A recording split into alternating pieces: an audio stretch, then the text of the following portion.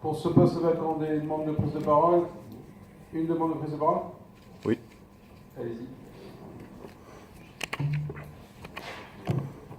Oui, Monsieur le Président, mes chers collègues, je suis étonné, désagréablement étonné par la nature de cette délibération, par laquelle, une fois de plus, vous entraînez notre agglomération dans vos lubies.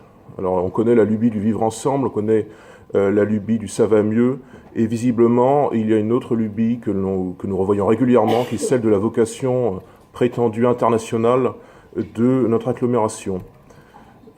Plus qu'aucun autre parti, les socialistes excellent dans cette manie, dans les collectivités qu'ils président, de constituer de véritables baronnies locales qui singent les attributs régaliens de l'État français, et vous le prouvez ici par une délibération qui semble anecdotique, mais où vous recrutez un responsable du service relations publiques et internationales. Et c'est surtout sur ce dernier point, vous l'aurez compris, des relations internationales que je réprouve votre initiative.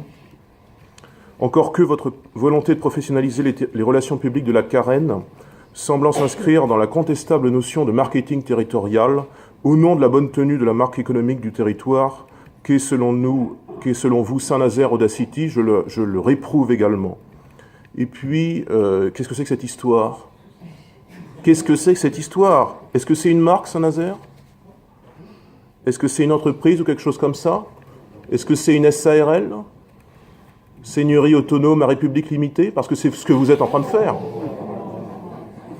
C'est ce que vous êtes en train de faire. Il faudra bien que vous nous disiez, une fois pour toutes, ce que c'est Saint-Nazaire pour vous. Parce que c'est bien le projet de ce parti socialiste, déliquescent que vous représentez, limiter la République, contraindre notre égalité territoriale, accuser les concurrences des territoires. Pour le Front National, une ville, un territoire, ça n'est pas une marque commerciale.